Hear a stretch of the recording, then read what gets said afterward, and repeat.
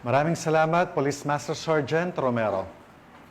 Matapos ang mahabang biyahe at paglalakad, mainit na sinalubong ang mga miyembro ng Regional Mobile Force Battalion 2 ng mga residente ng Tumawani kung saan nagkaroon ng community outreach program na nagbigay sa kanila ng kasiyahan at pag-asa.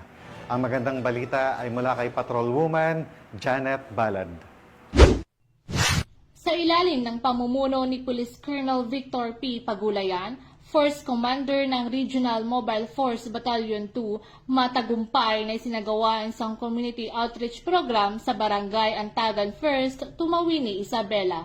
Katuwang ng RMFB2 sa nasabing programa si Mr. Florante Bailon, Pangulo ng Pagmamahal alay sa AGTA, at ang 201st Maneuver Company na pinamumunuan ni Police Lieutenant Marverick E. Bigares. Layunin ng aktibidad na ito na may padama ang malasakit at serbisyo ng kapulisan sa mga mamamayan, lalo na sa mga nangangailangan ng tulong at suporta sa komunidad. Ipinakita sa naturang programa ang pagkakaisa ng mga ahensya at organisasyon para sa iisang layunin, ang mapalakas ang ugnayan sa pagitan ng pulisya at ng mamamayan bilang bahagi ng advokasiyang to serve and protect na patuloy na isinasabuhay ng RMFB2.